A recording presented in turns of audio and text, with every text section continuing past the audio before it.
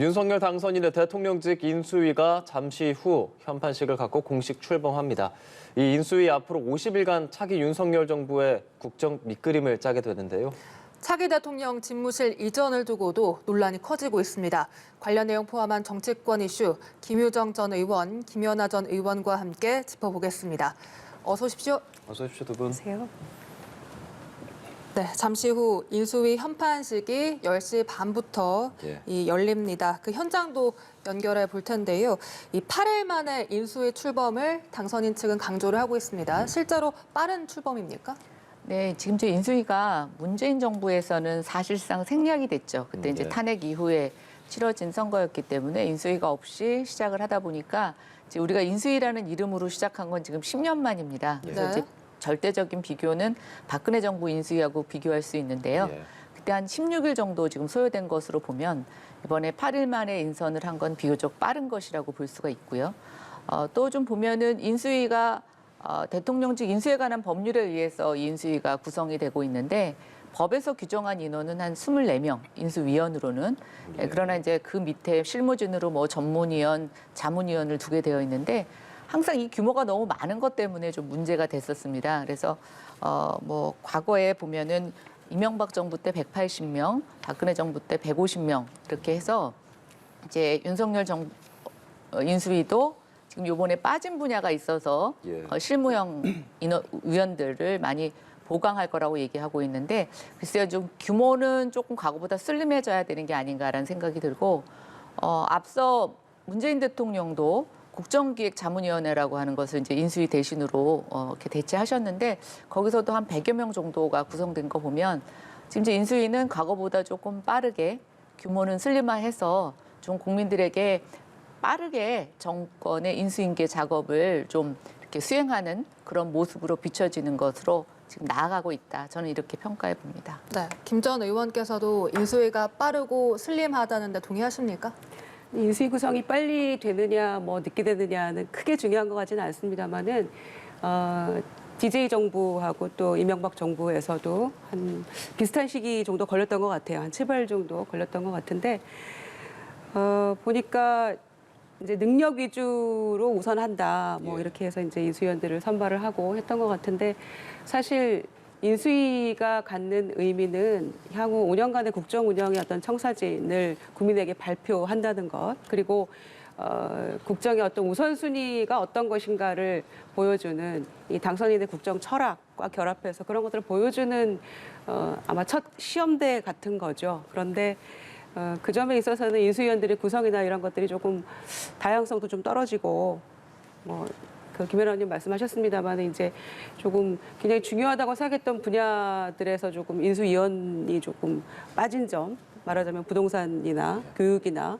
또 뭐 기후 변화가 굉장히 이 글로벌 이슈인데 그런 것들이 조금 인수위원회에서 빠짐으로써 좀 등한시되는 거 아닌가. 물론 전문위원이나 뭐 자문위원 보완하겠죠. 근데 부동산 같은 경우는 김연아 의원님 전문가신데 인수위원 들어가셨으면 상당히 더 빛이 났을 거다 이런 생각도 한편 해봤습니다. 그런데 일단은 이 조금 2030 굉장히 강조했었고 선거 때도 2030 하나도 없잖아요. 지금 40대 2명 들어가고 그래서 5070 인수위원회냐 뭐 이런 얘기까지 나오고 있는 상황이어서 조금 더 그런 점을 다양화하고 세대별, 지역별 이런 거를 조금 그 성별 보완했으면 더 좋지 않았을까. 조금 더 다양하게. 그리고 국민들에게 그런 것들을 보여주는 것이 조금 안심할 수 있는 그런 모습이 아니었을까 생각하고요. 그런 점에서 조금 아쉬움이 있습니다만 이제 오늘 시작이니까 앞으로 어떻게 일을 해 나가느냐. 나머지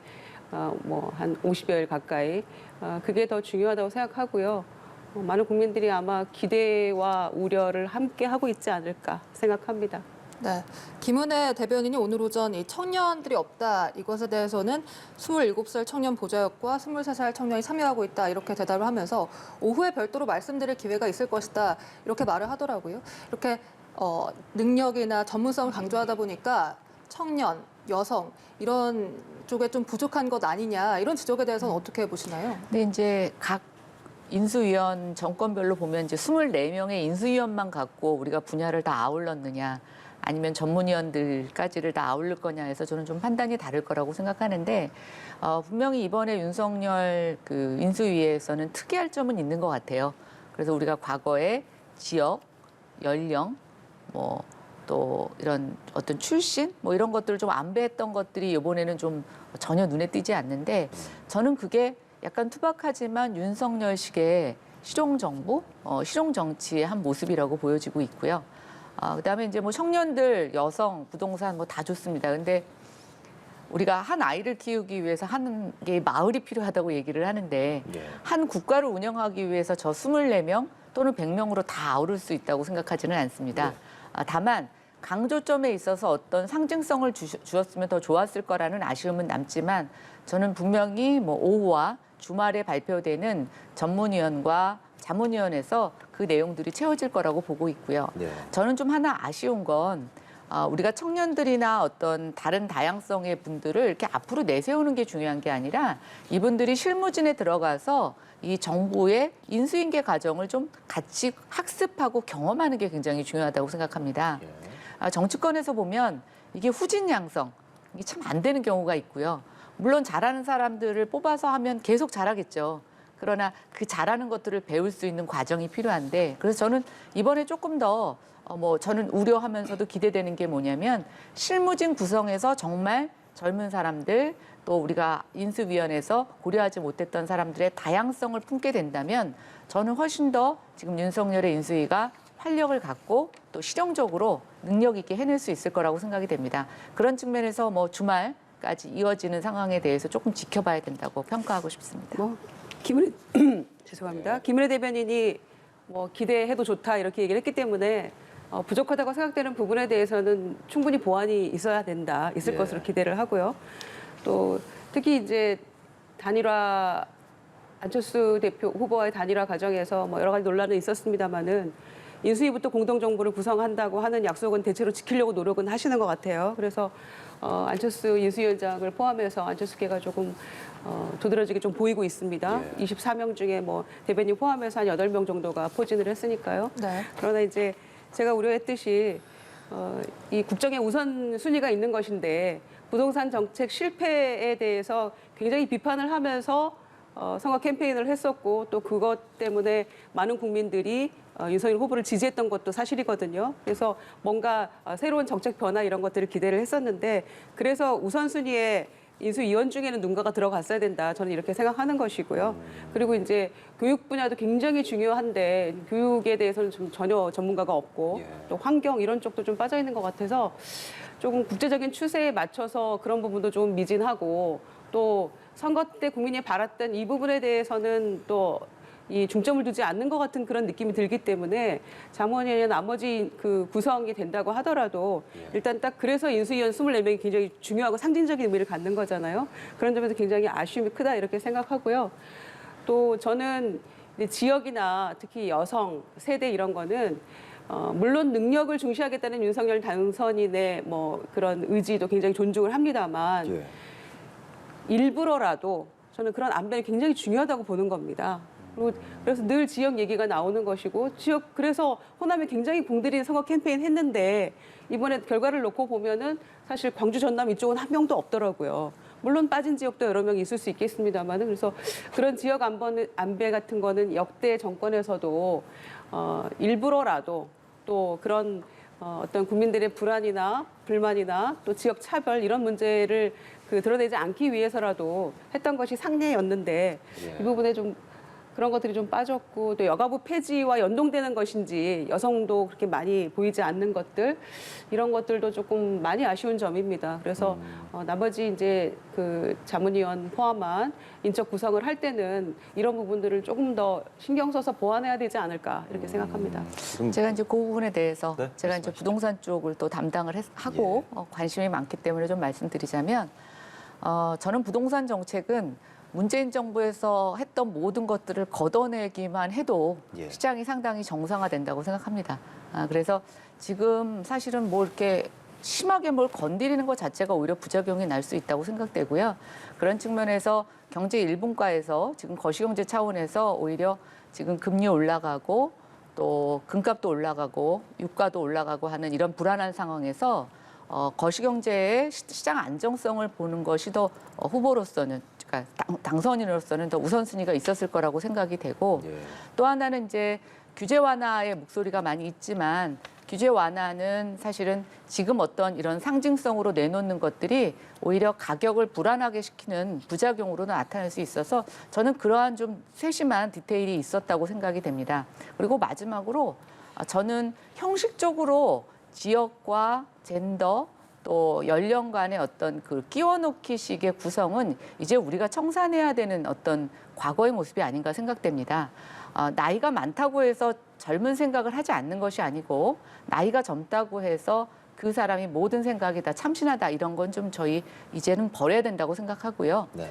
다만 정말 각계각층의 이야기가 그 안에 전달될 수 있는 소통의 창구가 있느냐 없느냐를 갖고 비판하신다면 저는 뭐 겸허히 받겠습니다만 그 구성 안에 여성이 없고 청년이 없고 뭐 특정 지역의 사람이 없다라고 하는 것은 우리가 정말 이제 경계하고 좀 나아가야 될 부분이 아닌가라는 생각이 듭니다. 그러면은 의원님께서는 이 지금 다양성에 대한 이 의문들이 사실 생각을 못해서 생겨난 게 아니라 좀 의도해서 생겨난 거라고 생각하시는 네, 저는 거예요? 오히려 의도 지역과 젠더, 연령을 안배하면 훨씬 더 아무런 비판을 받지 않을 수 있죠.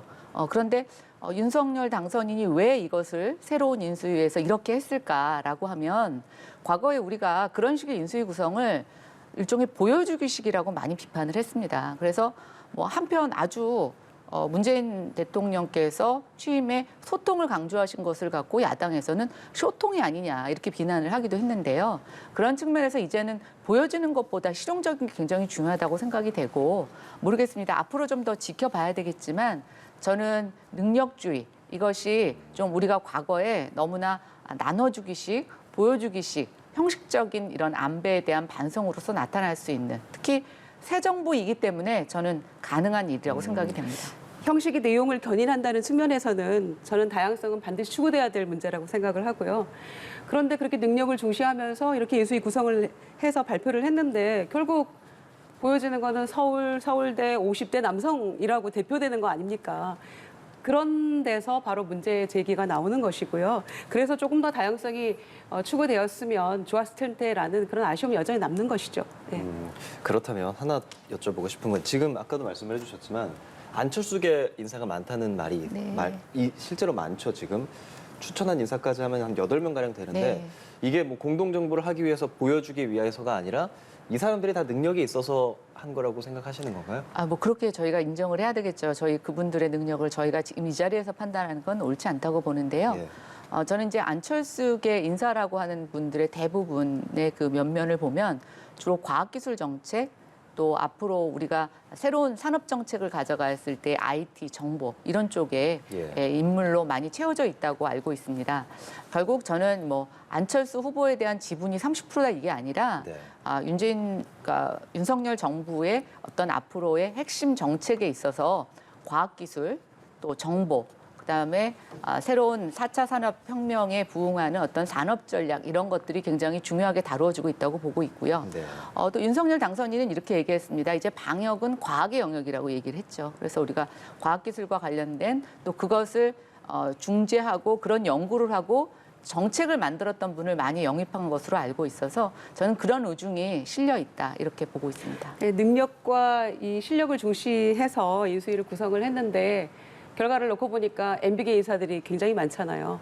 들어가니 뭐 그 MB 때 일했던 많은 분들 중에서 논란이 되는 분들도 있고요. 그리고 또 뭐 최상목 의원 같은 경우에도 뭐 국정농단 연루 의혹도 있고 여러 가지 의혹이 있는 분들도 또 포진이 됐다는데 재판 중인 분도 있고요. 그런데 이게 능력과 실력 중심으로 이루어졌다는 걸로 다 이 변명이 될 수 있는지에 대해서도 의문이 있는 것 같고요. 또 나머지 인수위원들 중에서도 뭐 과기부 차관, MB 때 과기부 차관 했던 분도 있고 굉장히 많이 포진을 했더라고요. 그런데 대한민국에서 이제 통합하겠다고 당선인이 얘기를 계속 하셨는데 통합을 위해서 구성한 인수위가 실력과 능력을 다 따져놓고 보니까 MB 정부 인사가 대부분이었을까 과연 대한민국에 이런 부분에 대해서도 국민들이 지적을 하고 있다고 생각합니다. 오늘 오늘 그것도 좀 네, 다른 생각을 시각이 하시네요. 있다고 네. 보여지는데요. 문재인 정부 국정기획위원회 운영 위원들 또 예. 초기에 많이 대통령이 의중을 갖고 TV에 비쳤던 인물들 또 실제로 장관들 임명 과정에서 보면 민변 출신들이 굉장히 많았습니다. 예, 그러면 그 내용과 비춰봤을 때 사실은 여기에 어떤 특정 대학이 많다 뭐 이런 걸 갖고 저는 다양성이 없다 이렇게 얘기하고 싶지는 않고요.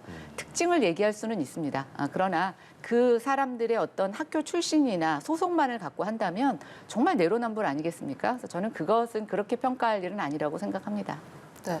오늘 인수위 이제 현판식이 곧 열리고 인수위 전체 회의, 첫 회의를 이 윤석열 당선인이 주재를 합니다. 예. 인수위의 가장 첫 과제, 큰 과제는 뭐라고 생각이 되십니까? 아마 오늘 코로나 극복이라고 김은혜 당선인 대변인께서 얘기하신 것 같은데요.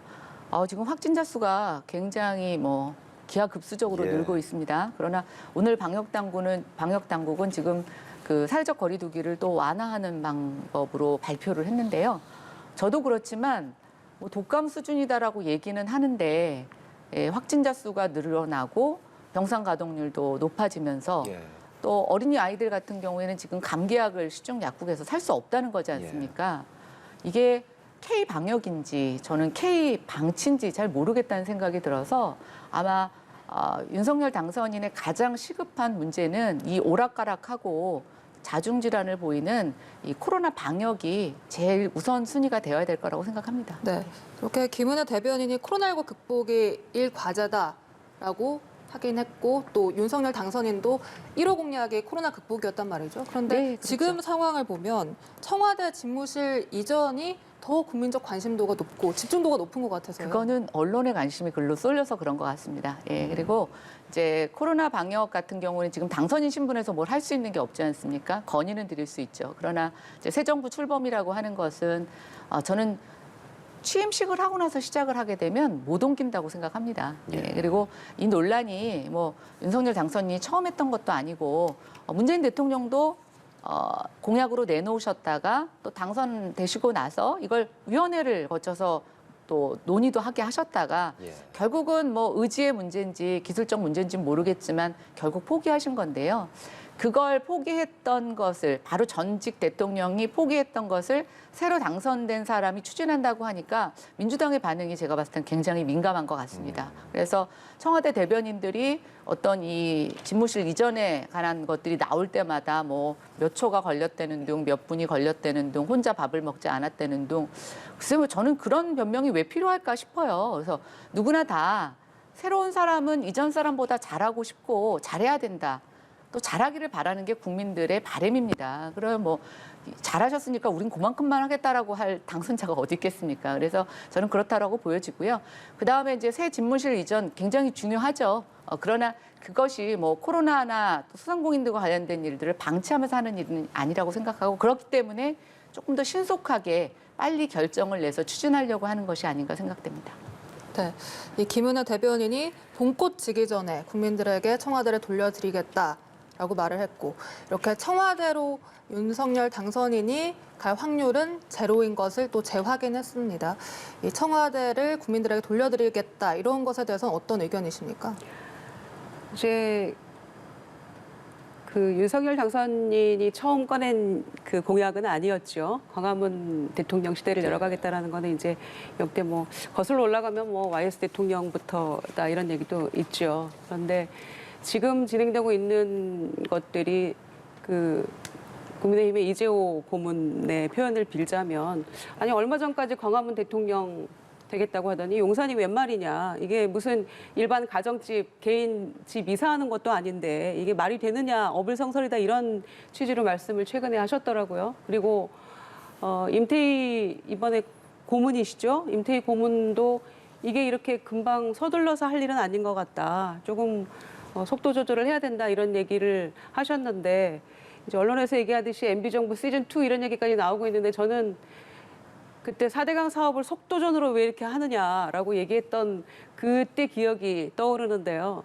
이 대통령 집무실을 이렇게 지금 한 달 반 남지 않았습니까? 취임까지. 그러면은 한 달 반 동안 이렇게 속도전으로 할 일인가에 대해서는 조금 의문이 가는 거죠. 그리고 당초 취지대로 광화문 대통령 시대를 열어서 국민과 소통하고 국민 속으로 들어가겠다. 이렇게 이제 당선인이 말씀을 하셨는데 지금은 갑자기 광화문에서 이제 용산 얘기 나오고 외교부 청사 이야기가 나오고 또 국방부 얘기가 나옵니다. 그럼 이게 국민 속으로인지 국방부 속으로인지 구중궁궐에서 요새로 가는 거냐 이런 이제 국민들의 얘기가 나오는 거죠. 그래서 저는 이제 이 비용도 비용이고요. 옮겨가는 비용만 뭐 최소화하니까 국방부가 더 적합했다 이런 얘기도 나옵니다만은 가장 중요한 것은 국민의 공감이라고 저는 생각을 하고요.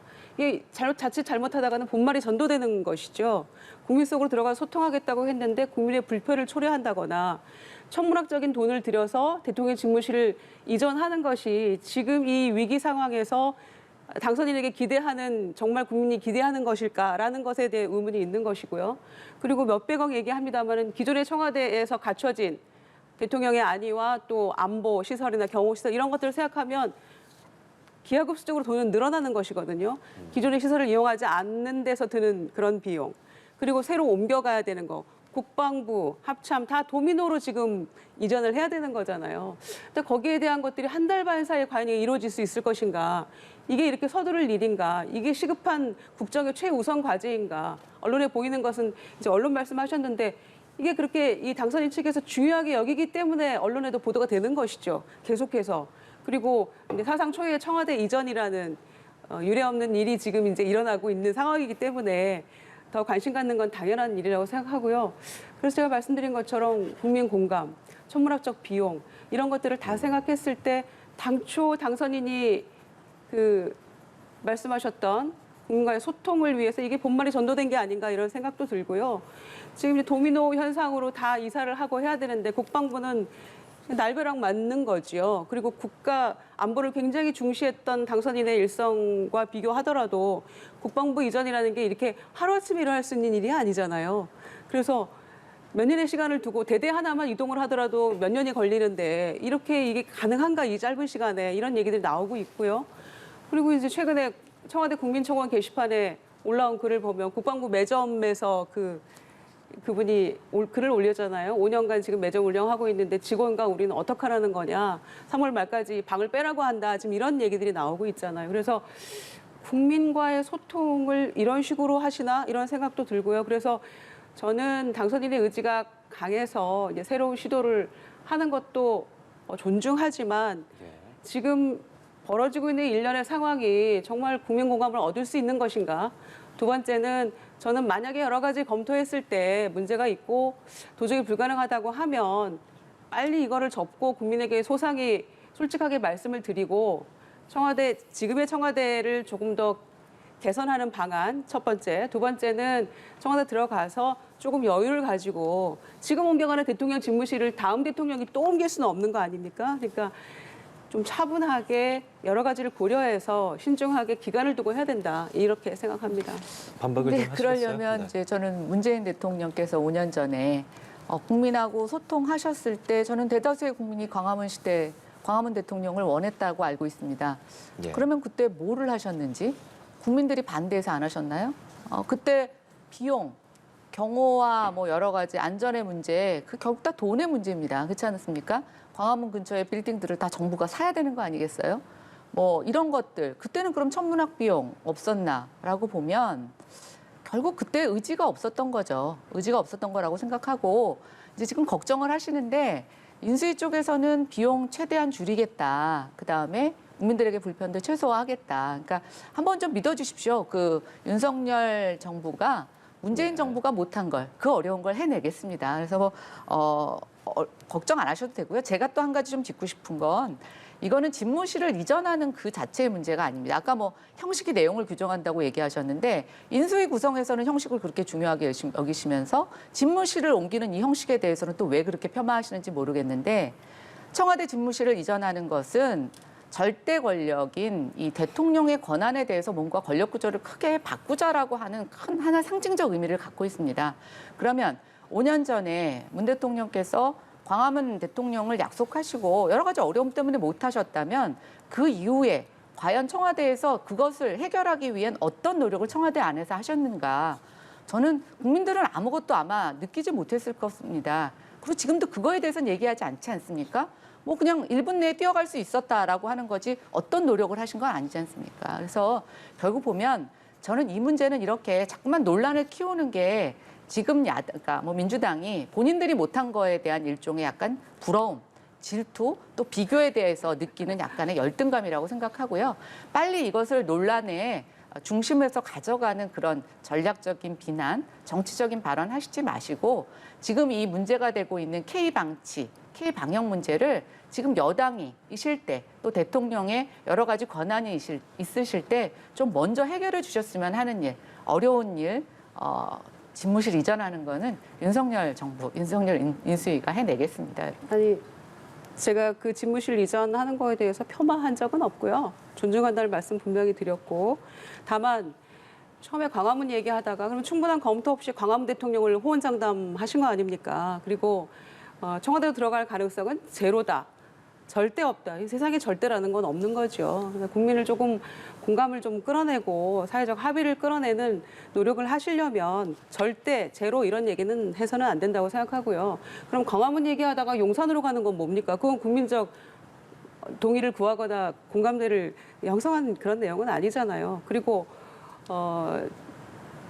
이 문재인 대통령 무슨 노력했냐 이제 이렇게 얘기하시는데 많은 노력을 하셨죠. 그러나 국민들 보시기에 미진한 부분도 많았죠. 그러나 무슨 노력을 했냐 하나도 없지 않냐라고 얘기하시면 좀 그거는 어폐가 있는 말씀이라고 생각을 하고요. 자, 그래서 재판하기 위한 청와대에서 노력 많이 하셨죠. 그러니까 얘기하시죠. 구체적으로 뭔지. 제가 지금 말씀드리고 있잖아요. 그러니까 청와대에서 제가 국민의 정부에서 김대중 대통령 모시고 일할 때만 해도 정말 비서동에서 집무실까지 가기가 굉장히 거리가 있었죠. 검문소를 3개를 거쳐야 되고.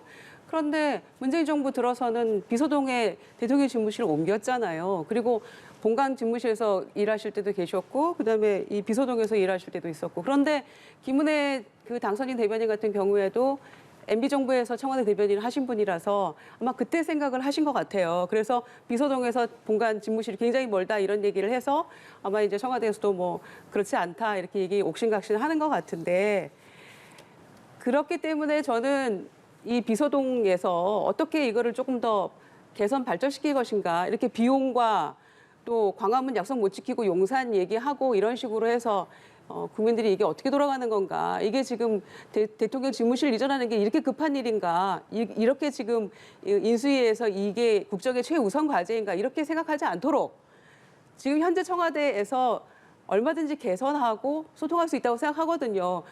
말씀하셨듯이 문재인 대통령 못하셨다고 한다면 윤석열 당선인은 뭔가 다른 방법을 찾을 수 있다고 저는 생각하거든요. 그래서 옮겨가더라도 한 달 반 사이에 이게 가능합니까? 믿어달라고 하셨는데 한 달 반 사이에 국방부 다 짐 빼고 방 빼가고 도미노 현상으로 이사해야 되고 경호시설과 또 경찰도 경비단 다 옮겨야 되고 이런 것들이 다 한 달 반에 가능한 건지 거기에 대해서 국민들이 의문을 갖는 것이고, 또 그에 수반되는 뭐 그 국방부로 옮기는 것이 비용이 한 절반 정도 든다, 뭐 이런 얘기도 합니다만은 오늘 김병주 사성장군 출신 그 김병주 의원이 얘기하신 대로 국방부에 관련된 여러 가지 시설을, 보안시설, 안보시설을 만들려면 천문학적 숫자가 1조 원 가까이 들어간다는 게 사성장군 출신 의원이 또 하신 얘기잖아요. 저희가 다 안보 전문가는 아니기 때문에 그에 수반되는 어떤 것들이 반드시 필요한 부분이 있겠죠. 그런데 이런 것들을 다 무시하고 이렇게 논란을 지금 인수위 당선되고 나서 지금 8, 9일 지났나요? 집무실 이전한다는 내용, 그다음에 당선인이 점심 때 먹은 메뉴가 무엇인지 이것만 지금 국민들 뇌리에 박혀 있단 말씀이에요. 그래서 저는 내부에서도 아까 제가 말씀드렸듯이 이재호 고문님이나 임태희 고문 이 두 분께서도 MB정부의 주역이셨잖아요. 그리고 지금 여기도 많은 인수위에서 MB정부의 그 출신들이 많이 하고 계시는데 당선인 비서실장부터. 그런데 그분들도 우려의 목소리가 있는 게 사실이기 때문에 저는 그분들의 의견에 공감하면서 국민들도 우려하고 있다는 이 부분에 대해서 말씀을 전달하는 거죠. 이걸 저는 폄하할 생각은 없어요. 그러나 당선인이 그렇게 해서 아무 무리 없이 국민들이 정말 잘 옮겼구나라고 공감할 수 있으면 그건 좋은 거죠. 네, 뭐 걱정해 주시니까 더 잘하겠습니다. 그리고 뭐 집무실 이전하는 거를 구중굴걸 청와대를 꼭 똑같이 복사해서 용산이든 어딘 외교부 청사에다 앉히는 그런 거를 지금 상상하시는 것 같은데요.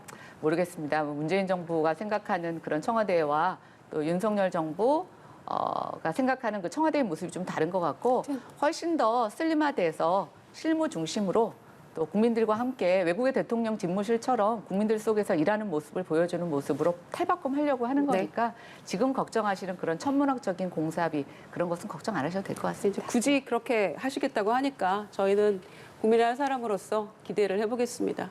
네. 뭐윤 당선인 측 뭐 아까 말한 김은혜 대변인 30초 탁현민 비서관 윤호중 뭐 민주당 비대위원장이랑 이준석 또 국민의힘 대표 계속 뭐랄까요? 싸움들이 이렇게 일어나잖아요. 국민들이 바라는 모습일까요, 이게? 글쎄요, 저도 왜 이렇게 민주당이 이것에 대해서 이렇게 예민하게 반응하시는지 민주당이, 잘 모르겠어요. 네, 예, 예민하게. 또 하나, 뭐 민주당은 민주당인데 지금 청와대에 계시는 뭐 소통비서관부터 시작해서 모르겠습니다. 뭐 지금의 윤석열 당선자의 행보가 너무 문재인 대통령의 행보에 비해서 조금 좋아 보여서 그것이 걱정되시는 건지 잘 모르겠고요. 또 이제 뭐 문재인 대통령도 약속 많이 하셨지 않습니까? 뭐 기회는 평등하고 과정은 공정하고 결과는 정의로울 것이다. 또 부동산 문제만큼은 자신 있다고 집권 3년 동안 얘기를 하셨습니다. 윤석열 당선자도 뭐 절대다 이렇게 확정할 일은 아니지만 그렇게 많이 약속하셨다가 국민들을 실망시키고 나서 치루어진 대선입니다. 그러니까 새 정부에 대한 기대감 당연히 많다고 보고 있고요. 이게 대통령께서도 국민통합 얘기하셨지 않습니까? 그러면 새로운 정부에 통합의 힘을 실어주시는 건 뭔가 응원의 메시지가 아닐까라는 생각해봅니다. 맞습니다. 그러니까 정책 실패하고 뭔가 부족함이 있었기 때문에 국민들에게 평가받은 것이고요. 그래서 또 정권도 바뀌게 되는 것이죠. 그러나 윤석열 당선인과 또 이 인수위 분들이 명심해야 될 부분이 저는 있다고 생각합니다. 그러니까 제가 선거 캠페인 동안에 아무리 설득해도 안 되는 분들의 얘기를 들어보니까 일단은 윤석열 후보자가 뭘 어떻게 펼쳐나갈지에 대한 기대는 없지만 이 정부에 대해서 일단은 심판은 하고 싶다. 그러니 일단 바꿔보겠다. 그리고 나서 기대치에 못 미치면 또 바꾸겠다. 이런 얘기들을 하시더라고요. 정말 설득이 안 되시는 분들 그런 얘기를 하셨기 때문에 윤석열 당선인에 대해서 엄청난 기대를 한다거나 뭔가 이 정치 초보라고 다 당 내외에서 다 얘기를 하셨잖아요.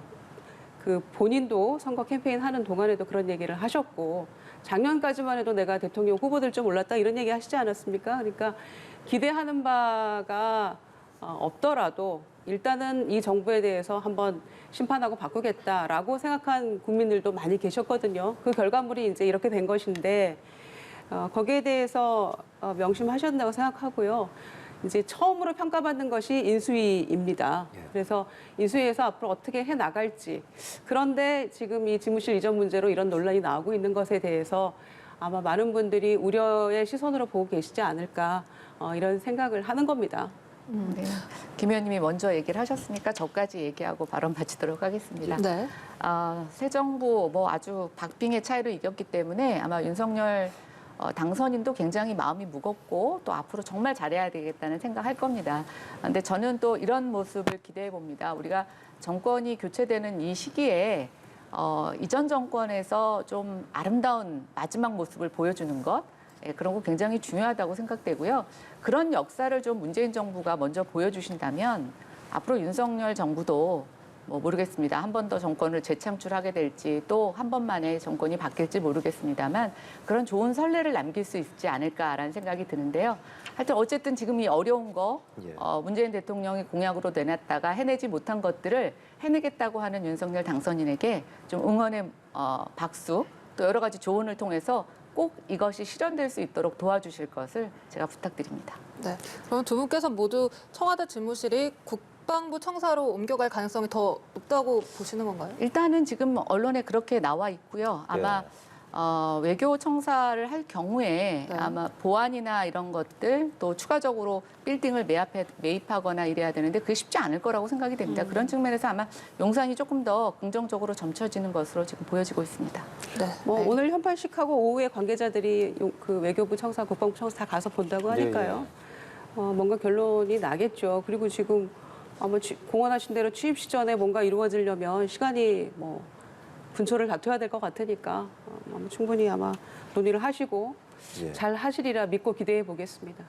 네, 알겠습니다. 이 민주당 이야기를 좀 잠시만요. 네, 저희 지금 인수위원회 계속 말하고 있는 현판식 지금 진행이 되고 있거든요. 화면이 나가고 있죠. 화면 함께 보시면서 이야기하겠습니다. 윤석열 대통령 당선인 이준석 국민의힘 대표, 김기현 원내대표, 대통령 네. 당선인과 안철수 위원 위원장. 여러분은 줄을 당기시고 참석자 여러분께서는 모두 박수로 축하해 주시기 바랍니다. 자, 그럼 제가 하나, 둘, 셋을 시작하겠습니다. 예, 현판식 하나, 한 장 보시겠습니다. 둘, 셋.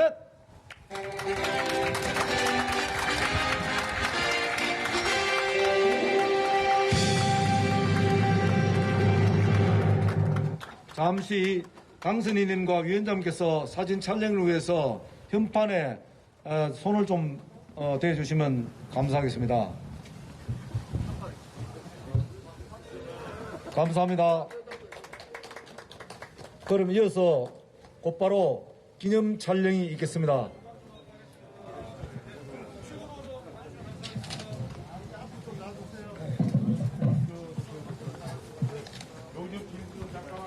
네, 지금 인수위원회 현판식 현장 함께 보고 계십니다. 이 윤석열 당선인, 안철수 위원장, 권영세 부위원장, 그리고 자, 김한길 지금부터 위원장의 전체- 모습까지 모두 보였는데요. 네, 예. 이 현판식 이 현장을 함께 보고 오셨습니다. 이제 오늘 인수위원회 첫 회의를 열고 공식 출범하게 됩니다. 예. 인수위원회 구성은 어제 완성이 됐는데요. 인수위는 모두 7개 분과로 구성이 되어 있습니다. 네, 두 분께서는 이 현판식 현장 모습 뭐 특별하게 보신 게 있습니까? 이제 드디어 새 정부의 시대가 예. 열리는구나 이제 이런 생각 들었고요. 그다음에 이제 여기 뭐 몇면에 계신 분들이 저희 당 관계자도 계시지만 뭐 네. 김한길 전 의원이라든가 예, 김병준 예. 전 비대위원장 또 이번에 이제 그 대통령 출범식 준비위원회도 보면은 이제 저희 당 원래 출신들이 아닌 분들이 이렇게 많이 포진되어 있습니다. 그래서 저는 저게 인수위의 어떤 그런 지역이나 뭐 이런 세대를 이렇게 우리가 구성한 것보다 더 큰 의미가 있다고 생각이 되고요. 좀 이 정치계의 원로들께서 진짜 통합의 모습을 이끄는 중심에 계셨으면 좋겠다는 생각해 봅니다. 네, 막상 나무 화면 딱 현판 보시니까 어떤 생각 드셨어요? 대통령직 인수위원회 간판은 이제 김대중 대통령 때 굉장히 감명 깊게 본 기억이 나고요. 부럽죠. 예. 10년 또 20년 정권 뭐 이런 얘기도 당내에서 나왔었는데 부질없는 희망이었구나 이런 생각도 해보고요. 반성도 많이 해야 된다고 생각하고요. 또 보면서 이제 그 새로운 대통령의 시대가 이제 향후 5년간 펼쳐지게 될 텐데 어떤 의미에서는 많은 역대 대통령들이 말씀하시듯이 인수위원회 시절이 가장 행복했다라고 합니다. 그 시절에 여러 가지 청사진도 만들어내고 뭐든지 할 수 있을 것 같고 다 잘 될 것 같고 이제 이런 희망들을 가지고 출범을 하시기 때문에 그때가 가장 행복했다 이런데 그때가 가장 행복했다라고 말씀하시는 그 뜻 가운데에는 그 이후에 이제 실제로 취임 이후에는 굉장히 어려운 고난의 길이다 이런 것 뜻도 내포하고 있잖아요. 그래서 윤석열 정부도 국민들이 원하는 대로 또 당선 후 일성대로 좀 국민을 실망시키지 않는 그런 좋은 정부로 잘 5년간 이끌어 갔으면 하는 그런 바람이 있습니다. 예. 그렇게 뭐 부럽다고도 말씀하셨는데 지금 민주당에서는 이제 비대위원장 거취를 두고 이렇게 말이 많은 상황입니다. 지금 당내에서 어떤 분위기랄까요? 이런 걸 좀 전해주실까요? 네, 아니 제가 이제 그냥 여담처럼 부럽다 이렇게 말씀드린 거는 네, 지금의 당내 어떤 상황과 비추어 봤을 때 좀 더 잘해서 우리가 저 자리에 있어야 되는데 국민들께 뭐 죄송한 마음도 들고 동시에 이제 그런 마음이 교차하는 거죠. 그런데 당내에서는 지금 이제 그 윤호중 비대위를 두고 상당히 논란이 많은 게 사실입니다. 그리고 초선 의원, 재선 의원 또 뭐 서로 뭐 면담도 하고 윤호중 비대위원장하고 그래서 거취는 쿨하게 결정하겠다 이제 이런 얘기를 하셨는데 저는 개인적으로는 쇄신을 하고 철저하게 이 실패의 원인을 규명하고 또 개혁 방안을 마련하려면 애초에 첫 단추가 잘 꿰져야 되는데 과연 윤호중 비대위가 국민들 보시기에 합당한가에 대해서 저는 굉장히 의문을 많이 가지고 있는 사람 중에 한 사람이고요. 그래서 송영길 대표를 비롯한 지금 물러난 그 지도부가 책임을 지고 사퇴를 했는데 그러면 윤호중 이 원내대표도 지도부의 일원이었고 여러 가지 역할을 많이 했던 분이죠. 그래서 그럼 책임이 없는가? 이게 과감하게 본인이 안 하겠다고 하든지 아니면 좀 더 이런 윤호중 비대위로는 안 된다는 목소리가 애초에 의원총회에서 그러니까 지도부 사퇴 이후에 첫 의원총회에서 이제 다음 원내대표를 결정하는 뭐 25일 날 결정한다, 원내대표 선출을 한다 이런 얘기 나왔을 때 조금 더 그때 여기저기서 터져 나왔어야지 되지 않은가. 왜냐하면 지방선거 이야기를 하고 시간이 없다는 얘기를 하는데 정말 시간이 없죠. 그렇기 때문에 이런 비대위 자체를 가지고 논란하는 일은 정말 우리로서는 안타까운 일일 수밖에 없는데 과연 이 윤호중 비대위의 모습이 국민들이 정말 민주당이 뼈아프게 반성하고 새로 거듭나겠다는 모습인가에 대해서는 저는 전혀 그런 모습이 아니라고 저는 보여지거든요. 그리고 이제 그때 당시 초선 의원, 재선 의원 뒤늦게 이제 며칠 지나서 이런 얘기들을 하시는데 아마 당시에는 아무 얘기 안 하고 있다가 또 몇몇 분들은 또 문제 제기를 하셨다고 하지만 그냥 지나간 거죠. 근데 지역에 가서 아마 여론들이 들으셨겠죠. 의원들이 지역에서. 그러면 지역에서 과연 유권자들 또 민주당을 지지하는 분들, 지지하지 않는 분들이 과연 지금 민주당의 이 모습이 제대로 당을 수습해가는 과정인가 또 등 돌린 민심을 우리에게 다시 그 마음을 얻기 위한 어떤 방법으로서 이게 합당한가 여기에 대해서는 아니라고 저는 보거든요. 그래서 이런 내부의 내용이 지금 있는 것이고요. 저는 그래서 윤호중 비대위가 저는 임시체제라고 저는 생각했어요. 과거의 전례에 비추어서. 그리고 새로 선출되는 원내대표가 비대위를 새로 구성을 하든지 아니면은 비대위원장을 겸직을 하면서 뭐 지방선거 이후에 조기 전대로 간다거나 이제 과거는 그렇게 당을 수습해 왔었죠.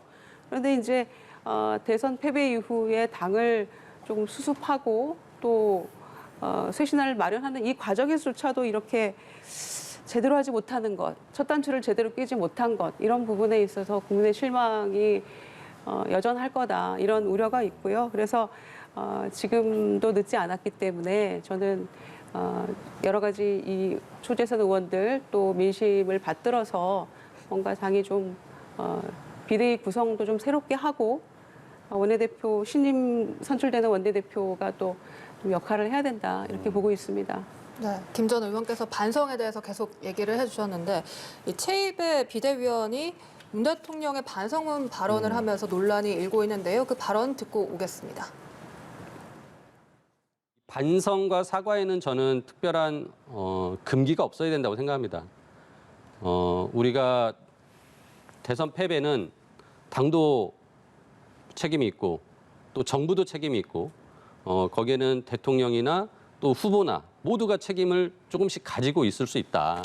그러면 우리가 그거를 조목조목 짚어주는 얘기를 해줘야 그런 용기 있게 얘기를 해야 당내 민주주의다라고도 생각을 합니다. 그래서. 최입의 위원의 발언에 청와대 출신 친문 인사들의 반발이 거세자 최입의 위원이 조금 전 이렇게 반성에는 금기가 없어야 된다 이렇게 발언했거든요. 동의하십니까? 동의합니다. 저는 동의하는 입장인데요. 그러니까 최입의 의원은 이제 여기에 대해서 반발하는 청와대 출신 의원들 열 몇 분인가 이제 반대하면서 또 비대위 사퇴시켜야 한다 또 이렇게 더 강한 발언하신 분도 계시고 하던데 이분들이 낸 성명을 보니까 급할 때는 대통령 찾고 또 어려워지면 또 대통령을 나몰라라 하거나 또 대통령에 대해서 이제 비판하고 이런 모습은 옳지 않다. 그건 좋은 정치냐 이제 이렇게 얘기를 했던데 최입의 의원이 문재인 정부 5년을 전체적으로 통틀어서 문제가 있다 이렇게 얘기한 건 아니었던 것 같고요.